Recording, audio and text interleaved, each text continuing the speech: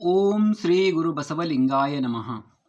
12ನೇ ಶತಮಾನದಲ್ಲಿ ಬೆಳಕಿಗೆ ಬಂದ ಶರಣ ಸಂತತಿಯಲ್ಲಿ ಶರಣ ಬಸವಣ್ಣನವರ ಸಂಸ್ಕಾರದಡಿಯಲ್ಲಿ ಸಾವಿರಾರು ಶರಣರು ಬೆಳೆದು ಹೆಮ್ಮರವಾಗಿದ್ದಾರೆ. ಈ ಸಂಸ್ಕಾರದಲ್ಲಿ ಹಾಗೂ ಬಡತನ ಬೆಗೆಯಲ್ಲಿ ಕಮ್ಮಾರಿಕೆಯ ಕುಲವೃತ್ತಿಯನ್ನು ಮಾಡುತ್ತಾ ಬೆಳೆದಿರುವ ಶರಣರಲ್ಲಿ ಕಂಬಾರ ಕಲ್ಲಯ್ಯನವರು ಒಬ್ಬರು. ನಿಜ ಶರಣ ಕಂಬಾರ ಕಲ್ಲಯ್ಯನವರು ತಮ್ಮ ಜೀವನವನ್ನು ಪೂರ್ಣವಾಗಿ ಶರಣ ಸಂಸ್ಕೃತಿಯ ಬೆಳವಣಿಗೆಗೆ ಧಾರೆ ಎರೆದ ಮಹಾನುಭಾವರು. 12ನೇ ಶತಮಾನದ 770 ಅಮರಗಣಗಳಲ್ಲಿ ಒಬ್ಬರಾದ ಶರಣ ಕಂಬಾರ ಕಲ್ಲಯ್ಯನವರು ಒಂದು ವಚನವೂ ಲಭ್ಯವಾಗಿಲ್ಲ. ಇದು ದುರ್ದೈವದ ಸಂಗತಿ. ಆದರೆ ಜನಪದ ಸಾಹಿತ್ಯದಲ್ಲಿ ಅವರು ಜೀವಂತವಾಗಿದ್ದಾರೆ.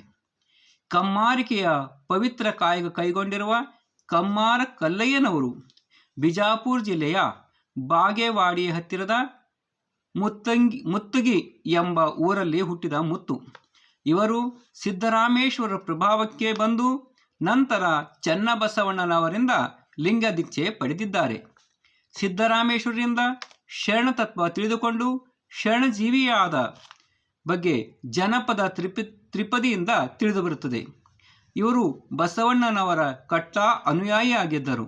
ಇವರು ಕಾಳವ್ವೆ ಎಂಬ ಧರ್ಮಪತ್ನಿಯನ್ನು ಪಡೆದು ಕಲ್ಲಯ್ಯನವರು ಸಂಸಾರ ಧರ್ಮವನ್ನು ಎತ್ತಿ ಹಿಡಿದವರು.